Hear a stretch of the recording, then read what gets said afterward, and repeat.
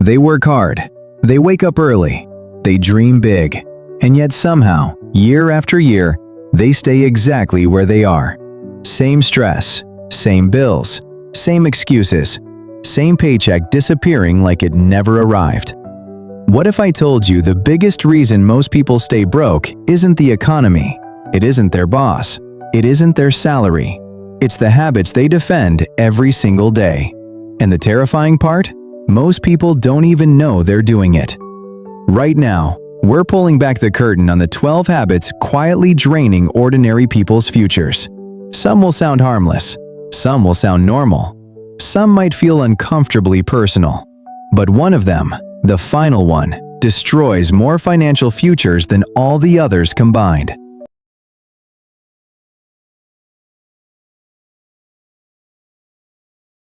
So ask yourself now, which of these 12 habits is secretly keeping you broke?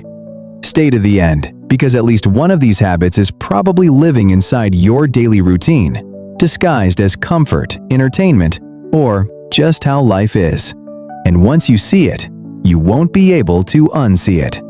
Let's count them down, not from the least expensive, but from the most ignored. Because the habits ruining people financially rarely look dangerous at first.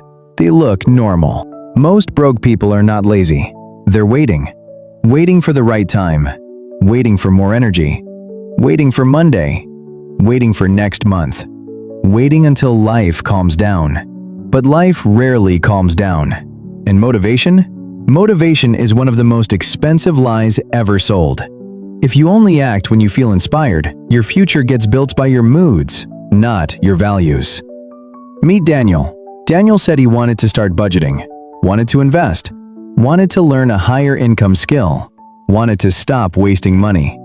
For 3 years, he kept saying the same sentence, "I just need to get into the right mindset." 3 years later, he had the same debt, the same stress, and even less belief in himself. Not because he didn't care, because he built a life on emotional permission. The brain loves immediate relief more than long-term reward. Motivation feels powerful because it gives us emotional certainty. But discipline is quieter, less exciting, less cinematic, and far more profitable. People who build financial stability don't wait to feel ready. They reduce friction. They automate action. They repeat boring behaviors until results arrive. Waiting costs money in invisible ways.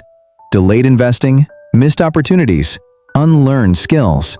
Interest compounding against you instead of for you. Every month you delay action, your future invoice grows. So create a money habit so small you can't avoid it.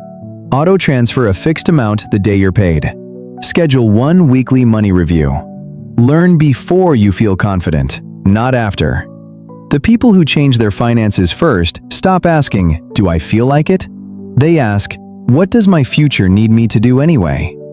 And then came habit number 11, the one people mistake for success. Living to impress people. Some people are broke for one brutal reason. They're spending money on an audience that isn't paying attention. The clothes, the car, the flashy dinners, the expensive phone upgrades, the need to look like life is working, even when the bank account says otherwise. A lot of financial struggle is not survival, it's performance. Tasha earned decent money. Not rich, not poor, but enough to get ahead. Except every raise disappeared. Why? Because every improvement in income became an improvement in image. Better car lease, better restaurants, designer labels, birthday trips she couldn't really afford. She wasn't buying things, she was buying approval. And approval is one of the worst investments in the world because the returns disappear instantly. Humans are tribal.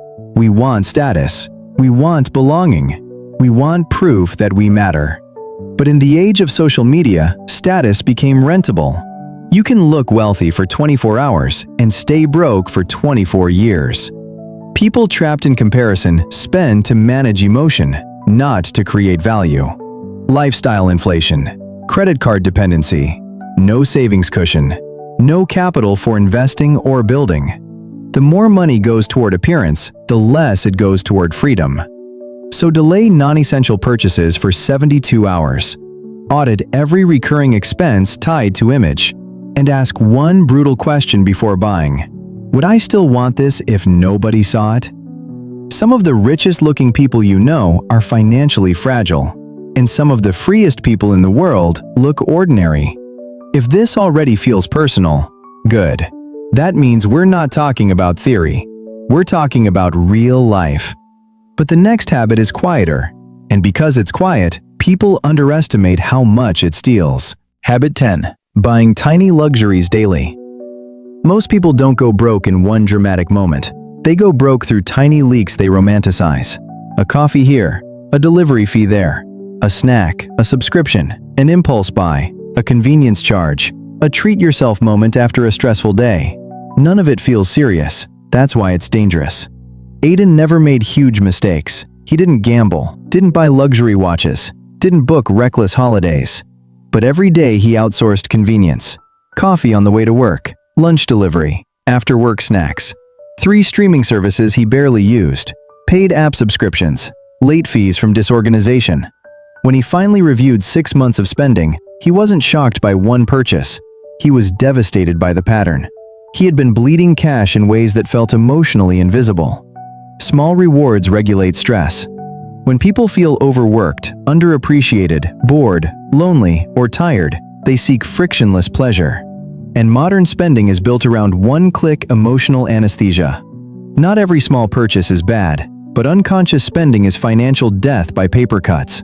Hundreds lost monthly, thousands lost yearly, no margin for emergencies.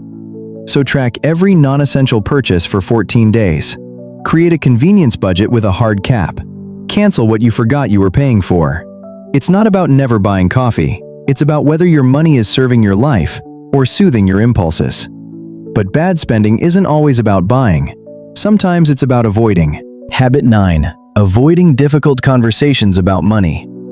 Some people stay broke because they avoid one of the most uncomfortable skills in adult life: talking honestly about money. With their partner, their family, their landlord, their employer, even themselves.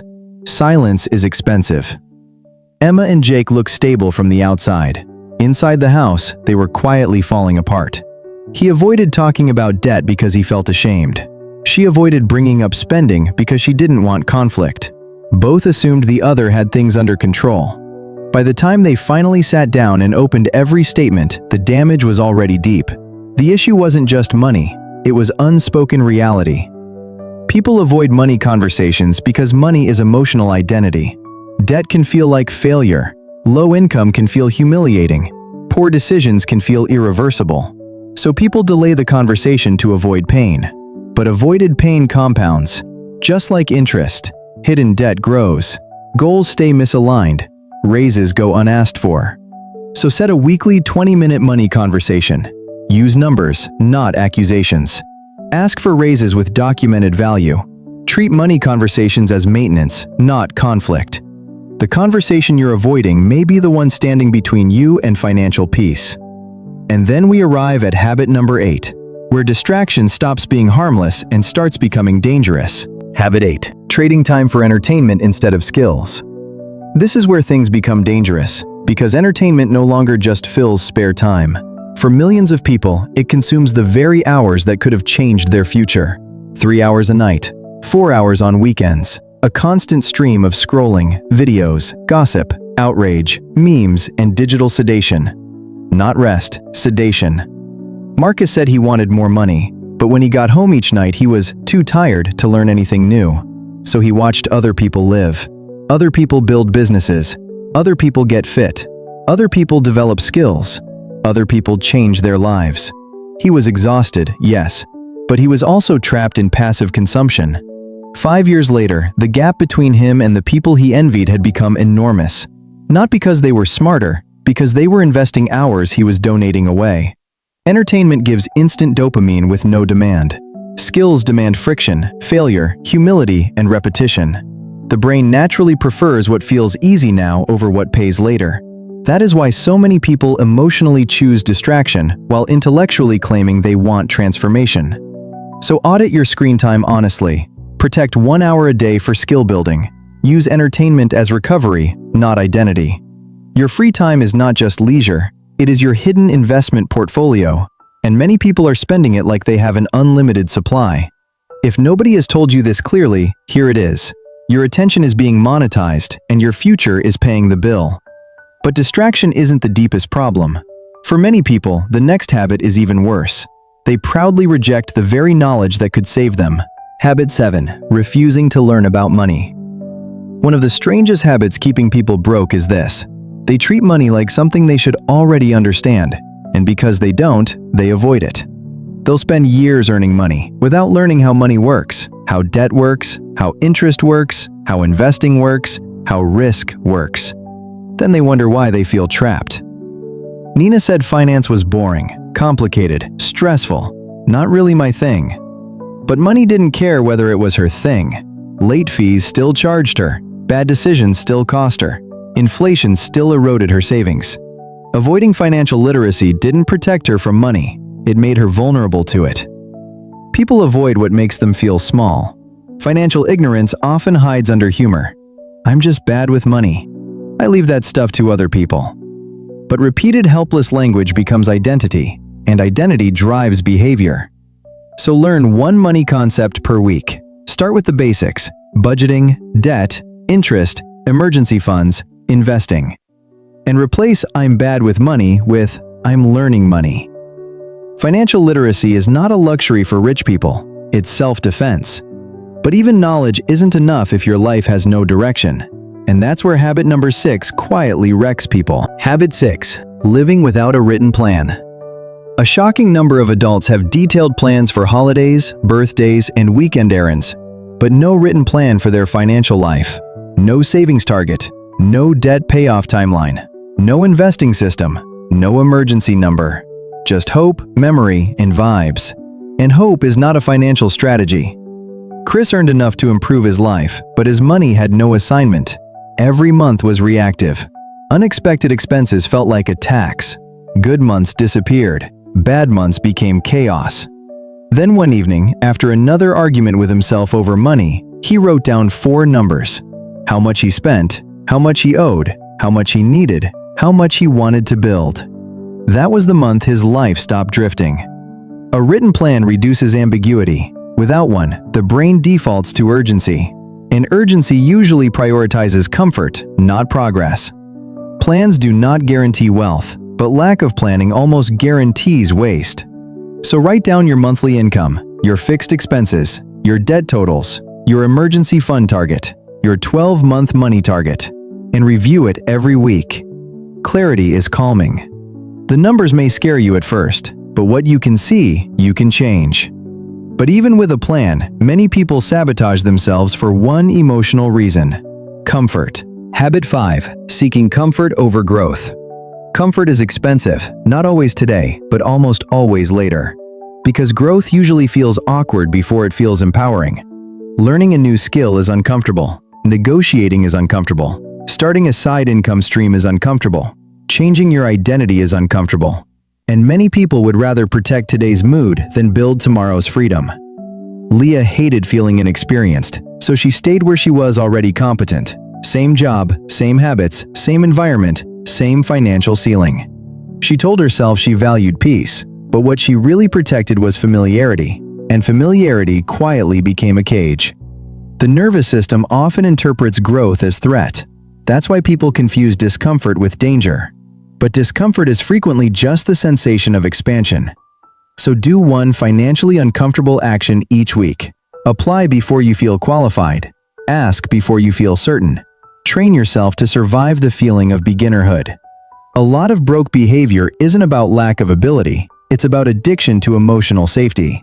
And then comes the habit that turns one setback into a crisis. Habit 4. Depending on one income source.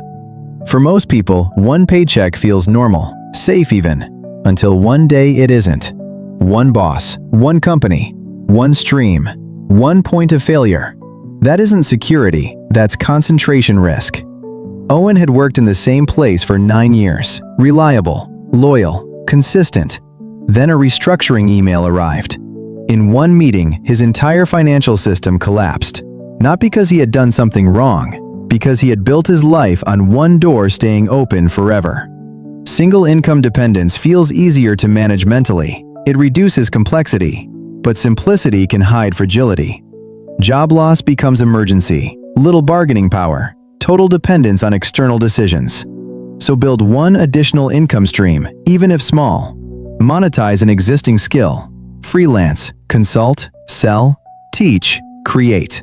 And build a cash cushion while your main income still exists. The goal isn't to work yourself to exhaustion. The goal is to make your life less breakable. But income isn't just personal. The people around you may be shaping your financial future more than you think. Habit 3. Surrounding yourself with financially negative people. Some people never escape financial struggle because they live inside an atmosphere that punishes ambition. Every idea gets mocked, every goal gets questioned, every disciplined choice gets called obsessive, boring, or unrealistic. And eventually, to stay connected, they shrink. Jamal wanted to change, but every time he talked about saving, investing, or building something on the side, his friends laughed. Life's short. Just enjoy yourself. Nobody gets rich doing that. You've changed. Eventually, he stopped bringing it up. Then he stopped doing it. Humans adapt to social norms faster than facts. If your environment normalizes financial chaos, disciplined behavior begins to feel socially dangerous. Belonging can become more important than progress. So spend more time with people who respect discipline. Limit exposure to chronic financial cynicism. Protect early goals from casual negativity. You do not rise to your intentions. You often fall to your environment. But even bad habits and bad environments are not the deepest trap. The next one is far more dangerous because it sounds innocent. Habit 2. Believing someone is coming to save you. This habit has ruined more years than people admit. The belief that eventually, somehow, someone is coming to save you. A richer partner, a better boss, a government fix, a family inheritance, a lucky break. And while people wait for rescue, they postpone responsibility. Sophie always believed life would work out, and maybe it would, but she used optimism as a substitute for strategy. She assumed things would improve, assumed more money would appear, assumed future Sophie would become more disciplined.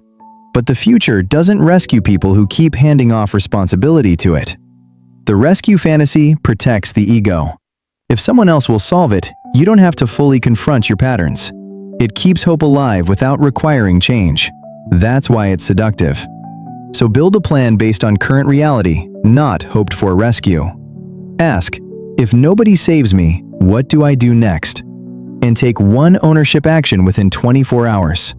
Hope is powerful, but hope without responsibility becomes self-abandonment. And now, the final habit. The one beneath almost all the others. The habit that doesn't just keep people broke, it teaches them to stay that way. Habit 1. Thinking like a consumer instead of a creator. Here it is. The most destructive habit of all. Thinking like a consumer instead of a creator. Consumers ask, what can I buy? What can I enjoy? What can I upgrade? What can I get? Creators ask, what can I build? What can I solve? What can I improve? What can I own? This is the identity divide that silently shapes financial destiny. Two people earn the same amount. One spends leftover money looking for relief. The other spends leftover time building leverage. One consumes content. The other creates value. One buys symbols. The other buys tools. One waits to be chosen. The other becomes useful enough to create demand. 5 years later, they live in completely different realities. Consumer thinking is passive. It trains the brain to seek satisfaction externally. Creator thinking is active. It trains the brain to look for problems, opportunities, systems, value, leverage, and ownership. This isn't just about starting a business. It's about identity. Do you move through life mainly asking what the world can give you, or what you can create that the world will reward? So start acting like a creator immediately. Learn one monetizable skill. Build something small. Sell one useful outcome. Shift purchases toward tools, systems, and assets. And ask daily, what did I create today? The people who escape financial struggle usually experience an identity shift before they experience an income shift. They stop seeing themselves only as payers, buyers, watchers, renters, and users. They become builders, and builders live differently. If this habit hits you the hardest, that's not bad news. It means you just found the root. The tragedy isn't that most people fail. The tragedy is that most people never realize why. They think they're unlucky. They think they're behind. They think life just got harder. And yes, life is hard. But habits are powerful. Powerful enough to keep a person stuck for 10 years. Powerful enough to turn talent into regret. Powerful enough to make someone work hard and still build nothing. Years pass, energy fades, opportunities close, confidence shrinks. Not all at once, quietly, habit by habit. But the same thing that traps a life can rebuild one. A written plan, a hard conversation, a smaller ego, a better circle, one more skill, one less excuse, one repeated act of ownership. That is how lives change. Not in one dramatic night, but in disciplined days that begin to compound. Your future is built by habits. Not someday, not next year, today. The life you will have 10 years from now is hiding inside the habits you repeat this week. If you're broke, that is not your identity. But if your habits remain unchanged, your future probably won't. You do not need a perfect plan tonight. You need one honest decision. One habit to kill, one habit to replace. One step that proves to you that your life is not fixed. Because ordinary lives do not become extraordinary through intention alone. They become extraordinary through repeated behavior. And repeated behavior can change, starting now. If this video challenged you, don't just subscribe. Choose one habit from this list and write it in the comments. Declare war on it. Make it public, because the first moment real change begins is the moment denial ends. Then subscribe, because every week we're exposing the invisible behaviors that separate ordinary lives from extraordinary outcomes.